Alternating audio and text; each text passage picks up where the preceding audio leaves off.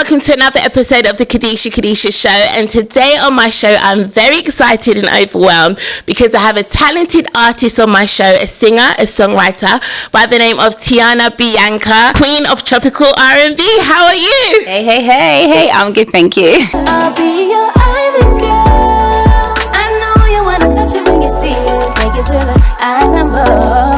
I know you wanna wine for me body. I'll be your island girl. I know you wanna touch it when you see it. Take it to the island boy. I know you wanna wine for me body. Thank you so much for coming on my show. I really, really appreciate it. We've got a long interview to get through, so let's get started. Okay, so first of all, where do you hail from? What part of London? I'm from South London. Big up South London. Big up. Who are some of the artists that you listened to growing up then? Do you know what? I'm definitely an old school 90s R&B. So your Monicas, your SWV, all of that, and Vogue, all of that. Okay, so who inspired you to get into music? Was that like some of those artists, or was it family, or?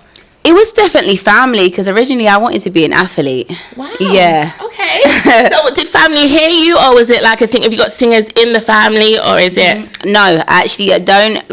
I'm the first generation of music. Wow. Yeah, so I started singing, and my older sisters are like, no, she can sing. She's not tone deaf. Let's do something. Get her in singing lessons, and they kind of pushed me into it. Do you know, I'm quite surprised that you mentioned 90s, because when I hear your voice, I'm an SWV fan, and like some of the music, I did actually hear that kind of tone in it, and I was like, hang on, I do get it. Okay, so what steps did you start to take in order to pursue your singing career in the early stages? So in the early stages, my uncle, my sisters, they put me into performing arts schools and stuff, just to get my range and stuff like that. And then I started doing performances at O2 Academy in Brixton for Gun Crime. That was when I was 11. Yeah. And I was just doing loads of performances and just trying to get my stage presence at a young age. Okay, so would you recommend people that want to get into kind of arts, singing or whatever, to go to school? Do you think nowadays it's not really necessary? What do you think? It's not really necessary, but it does really help. Okay. It does help, yeah. Okay, so then you created your own genre of music, tropical R&B. Can you just elaborate a bit more about what that is, or what is to do with? Yeah, so tropical R&B, I'm a big fan of Dancehall. And so, I always found myself in that presence. I know a lot of my friends and stuff, they're dancehall artists, so they listen to dancehall music. And so I was always just trying to sing my kind of style of music on a tropical dancehall vibe. And then we were messing around one day, and they were like, yeah, your style's kind of different. It's not hardcore dancehall. And I'm like, yeah, it's tropical R&B. And people were like, yeah, I like that. And I was like, yeah, I'm running with it. And that's kind of where it began, really. Okay, so where are you from in background? Are you Jamaican, or? My dad's from Grenada and my mum's from Jamaica. Okay. Yeah. Right, that takes me to talk about your single Island Girl. Listen, on the way here, I was stuck in traffic, and that song was on replay. It was just, I love it so much. So let's talk about the video, because the video was it was nice. Where was it shot, and how did the song come about? So the song came about because I was trying to put myself out there. So that was the really early stage of me trying to pursue my music career on my own single-handed. So I was with Dancehall Episode, which is a weekender. And so being around the DJs and stuff, I was really encouraged to just freestyle, put things on Instagram. So a beat was on YouTube, and I was just freestyling. So that was just a freestyle. And then I put it on Instagram, and I said, guys, what do you think? Should I make this into a song? And it started getting a lot of attention. So I put the song out, and then a year later, I was I need to do a music video, but it's going to be so expensive to get a videographer to come to Jamaica or somewhere to record it. Right. I even thought about doing green screen. Yeah. It didn't work. So I was going to Thailand for my anniversary. Wow. And I said to my husband, just get a camera. We're going to get a camera, and we're going to shoot it, put a Jamaican flag on the tree, and we're gonna shoot it, and then we're gonna come back down here in Brixton. There's a Caribbean restaurant. We're gonna shoot half of it there and half of it here, and we just kind of did what we do. So you was in Thailand? I was in Thailand. Have you seen the video? Guys, I am gonna put a clip of the video in this, but it was in Thailand. So your boyfriend does, your partner, your husband, he's a videographer? No. we were trying a thing. Like, seriously, we were trying to, like, that money wasn't quite there. So we were trying to be economical. Let's do it. And then I got one of my friends, big up Malik. He then edited it for me to the best of his ability. And yeah, we just put it out. It's an amazing video. I would never have thought, do you know what, big up to your husband though, because that's real support, and that's what we need as females in the industry, you know. Okay, so let's talk about This Love, which features Big Zeeks. How did that collaboration come about? That's a really good song as well. How did that come around? So I reached out to Big Zeeks one time through his DMs, because I'm the queen of run up in your DMs. Yeah, check your DMs, because I might have messaged you. And I said, like, Zeeks, like, you're talented, I like what you do, it would be really helpful to get a collaboration with you, because, you know, in this industry you need to kind of work with people that are, you know, doing things, you know. And he was like, you know what, I hear you, sis, and I got you. And I was like, no, for real. And he actually came through. I picked a song and I said, do you like this one? He's like, yeah, I like it. So I hollered out my friends, Carti and Birthday, big up them, because they helped me with that song. Okay. We went to Pirate Studios. We recorded my bit. I actually had tonsillitis at the time. I didn't know. And your vocals were that good? I mean, it sounds much better when I perform it live, though. And we recorded it. They helped me, like, get some of the lyrics and put it out. The hook of it, Carti was like, just sing This Love. Just sing This Love, like, multiple times. So I'm like, this love. And I'm doing it, and I'm doing it. And I'm like, oh, it's killing my throat. I don't know why, but it's killing my throat. Yeah. We do it. We send it to Zeeks. He's like, yeah, I'm feeling it. He sends his first back. We get it edited, and the rest is history. Do you know what? I've got to big up Big Zeeks, because some artists, when they get to a certain level, they don't really want to work with anyone they think. But do you know what? Anyone could blow at any time. You just don't know who next up. So big up Big Zeeks. Big up yourself. That's a big tune. Okay, so then I really like one of your tunes that we haven't mentioned, and that's Better, I'm Better. What inspired you to write that song? Because, girl, when I listened to that song, I was like, I've been through this, definitely.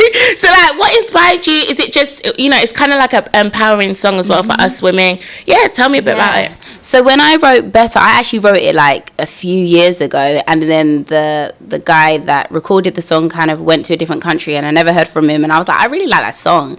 So when I was working with a producer at the time called Joey Too Cool, you were, and I said, can you remake this instrumental for me, because, like, I wanna remake it.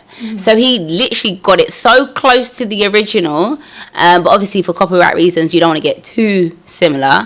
And then I went to the studio, I recorded it, like, it sounds better than the original, and I was just like, I want to do a song for people that have been through, like, a domestic relationship, and, you know, you can do it on your own, don't be afraid, because I have these experiences.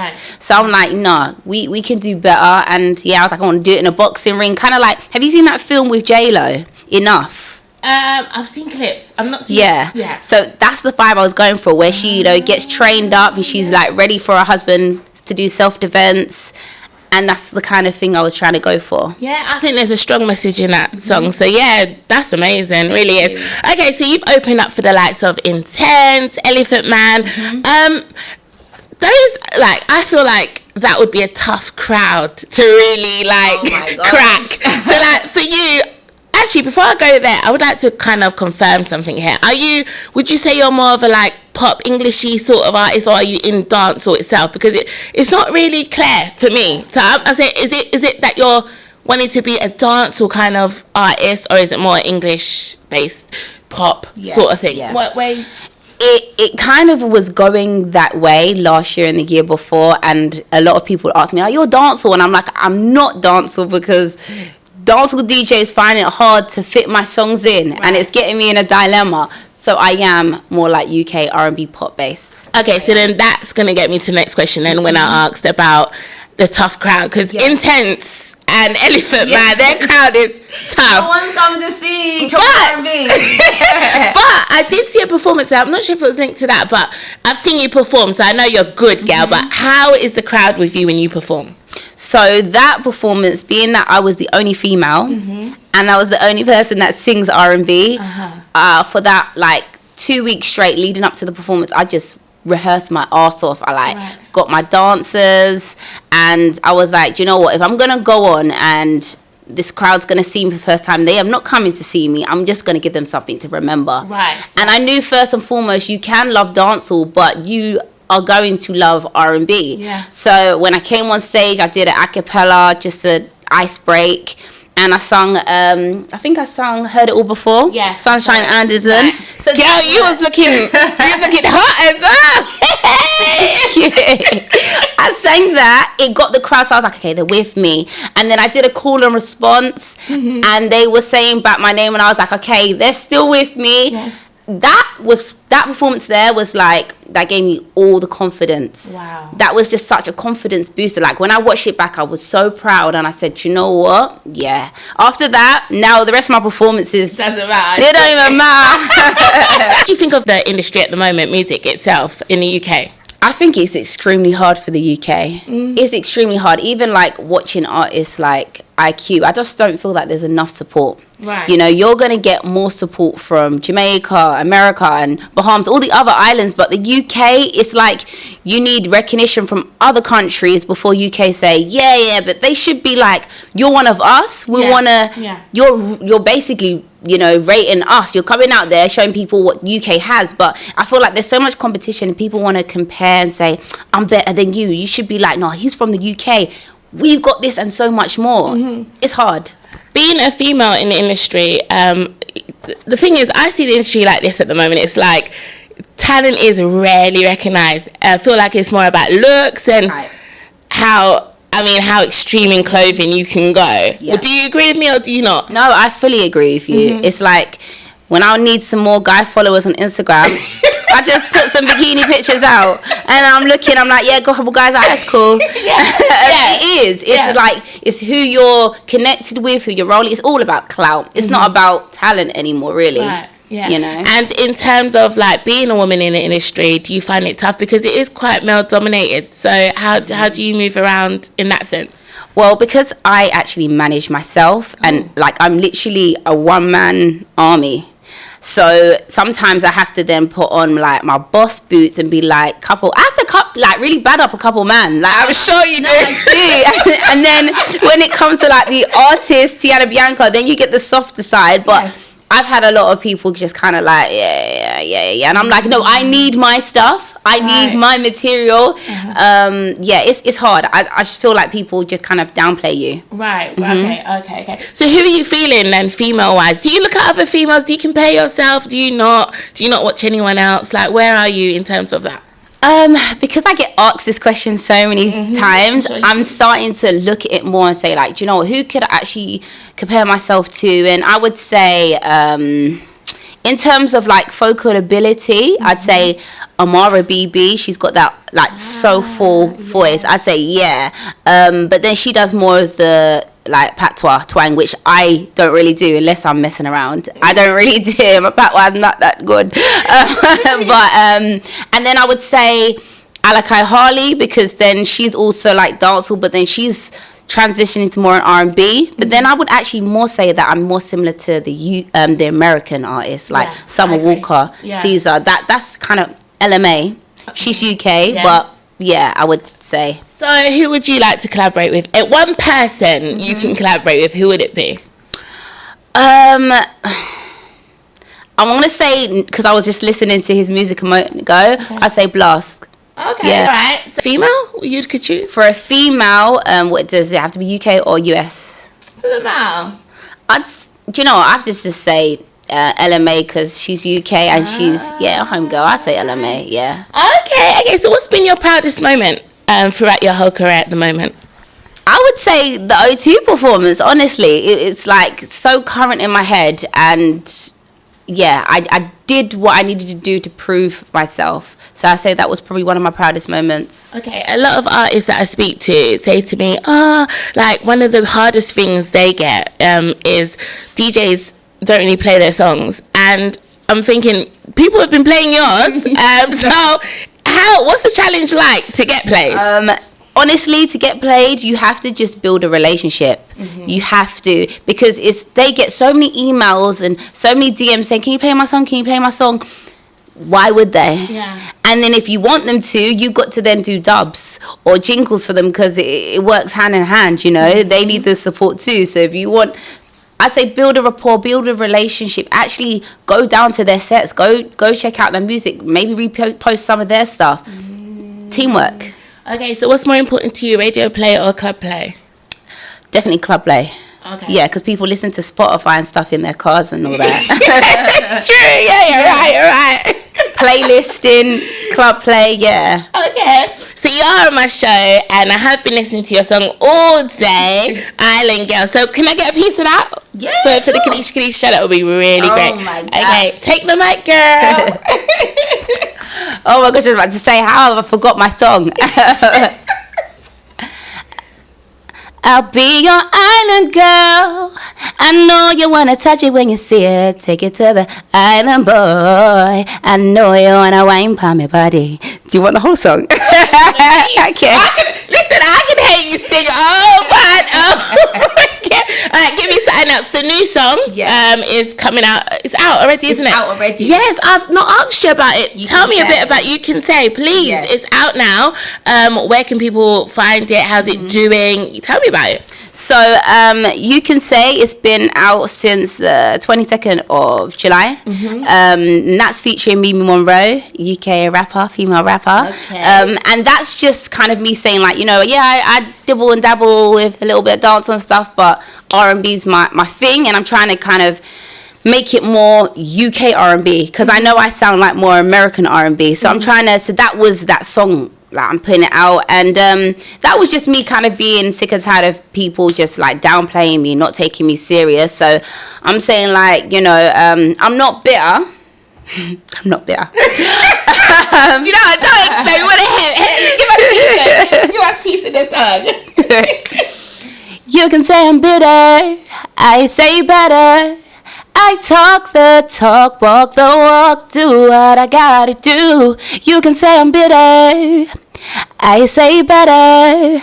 I talk the talk, walk the walk, do what I gotta do. You know what, yeah, if I get married, you're gonna have to sing. Listen, I will. Do you know what? I was thinking about, like, our discussion so far, and I was thinking, you know what, yeah, you seem like an artist that if you got signed to a major label, they couldn't actually change you to how they want to be. Are you really cemented in who you are? I am. You ain't going to change for no one, because we love this. Do you know what I mean? We love this. So yeah, they couldn't change you, right? No, they couldn't. I feel like, because I'm not impressionable. I've been kind of doing this for a while, so it's like I know what I'm trying to be, what's my image, and it helps that I studied fashion, so it's like I can make a couple garments if they don't have in the shops. I can just get some material and make what I'm trying to wear. Yeah, you know. Great. Okay. So any shout outs, big ups, anything you want to say? Let us know. Any shows coming up? What one? I've got a lot of shows lined up for September and October, and I've got a few interviews coming along. Do you know what? Big up everyone in the UK, because I think I kind of shouted out everyone along the way.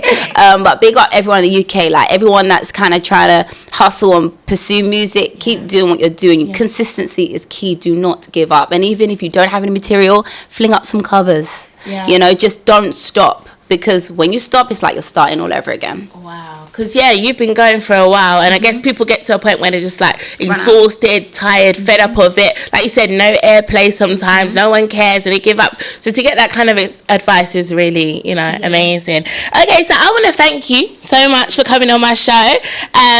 I'm really, I think I've become a fan now. Definitely, you made I've got to add you to my playlist completely, every song. So, just give us a little freestyle to leave with, yeah. Oh my gosh, she's out of order. Give you a freestyle. All right, do you know what? This is like one of my first songs I ever wrote when I was younger. Wow. And I haven't put it out. So it was called Sick and Tired. So sick and tired of being broken hearted. Sick and tired of you breaking my trust. If I'm really worth it, baby, better work hard and gain my love. Sick and tired of you putting me down. Sick and tired of you never around. If I'm really worth it, baby, then you'll love me and hold me down. You heard it. You heard it on the Kadisha Kadisha show. Listen, I want to pick you up all day, every day, Teanna, and thank you so much for coming on my show. Thank you for having me. All right, thank you. Bye, guys. To the next episode. Take care.